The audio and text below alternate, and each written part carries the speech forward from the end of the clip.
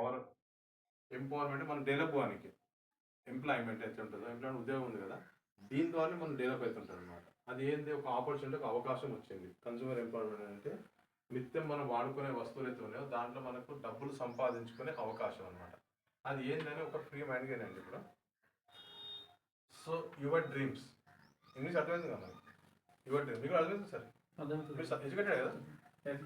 Telugu medium, English medium. Okay. Your dreams అంటే మన కళలు, మన కళలు. యువర్ అంటే మీ కళలు, మన కళలు. మన కళలు ఏంటి సార్? ఇప్పుడు మీరు సెంట్రింగ్ పని చేస్తున్నారు, ఇప్పుడు పని చేస్తారు, జాబ్ చేస్తారు కదా. సో దాంట్లో మనకు వచ్చేది ప్రతిరోజు మనం సంపాదన బయటకు వెళ్తాం. ప్రతి మనిషి సంపాదించి బయటకు వెళ్తాయి. పాప చదువుకోవాలి, మంచి ఎడ్యుకేషన్, ఆమె సంపాదన మంచి చదువుతాం. సో అక్కడ మన సంపాదన కోసం ఏంటంటే గుడ్ ఇన్కమ్, ఫారెన్ ట్రిప్స్, బంగారము, లగ్జరీ కారు, మంచి లగ్జరీ ఇల్లు, ఎప్పుడు మనము టైం ఫ్రీడము, దాంతోపాటు వచ్చేసి పిల్లలకు మంచి ఎడ్యుకేషన్, హయ్యర్ ఎడ్యుకేషన్, ఇవన్నీ కళలు నెరవేర్చడానికి మనం పనిచేస్తున్నాం. మనం పనిచేసేది డబ్బు కోసం. డబ్బులో మనకి ఇవన్నీ కళలు నెరవేరని మనం ప్రతి మనిషి చేస్తుంది. కానీ ఇవన్నీ కళలు నెరవేరుతున్నాయి ఇప్పుడు మనకు కొత్త గొప్ప మనం చిట్టీలు చేస్తున్నాం. అయితే దాంతో మన కళ నెరవేరంటే ఏ విధంగా నెరవేరంటే how to fulfil dreams job opportunity అంటే ట్రెడిషనల్ బిజినెస్ ఏంటంటే ఇవన్నీ మనం నెరవేరంటే ఏం చేస్తారు? బిజినెస్ చేయాలా, జాబ్ చేయాలా? బిజినెస్ చేస్తే జాబ్ చేస్తే 40,000, 10,000, 20,000 ఎంత ₹1,00,000 ఇస్తారు లాస్ట్ సాఫ్ట్వేర్. కానీ మనం వచ్చేసరికి కస్టమర్ ఇన్కడెన్స్ అన్ని కట్ అయినా మనకు వచ్చే మిగిలితే ఎంత ఒక 20,30,000 మిగులుతుంది. దానివల్ల కళ నెరవేరుతాయి. దీంట్లో మనం ఏం చేయాలంటే బిజినెస్ చేస్తే మనకు ఆపర్చునిటీ వస్తుంది. మనం వ్యాపారం చేయాలంటే పెట్టుబడి పెట్టాలి. ట్రెడిషనల్ బిజినెస్ అంటే బయట ట్రెడిషనల్ బిజినెస్ మీరు చెప్పేది ఏంటంటే బిజినెస్ పెట్టుబడి పెట్టాలి.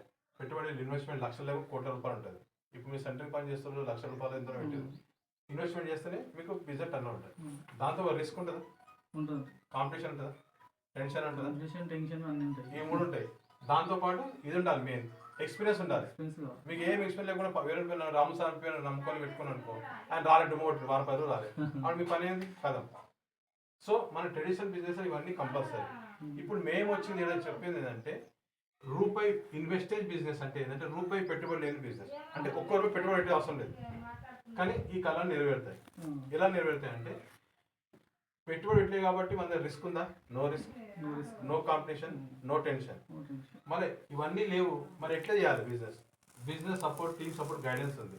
ఇప్పుడు నేను చేస్తున్నాను, నా పైన నా అప్లైన్స్ నా డౌన్లైన్స్ వీళ్ళంతా వీళ్ళంతా ఒక దగ్గర 300 నుంచి 400 మంది జాయిన్ చేసి కొడైకల్ మొత్తం రావాలి. వీళ్ళంతా బిజినెస్ చేస్తారు. పెట్టుబడి లేని వ్యాపారం చేస్తే మంచిదా, పెట్టుబడి పెడితే మంచిదా?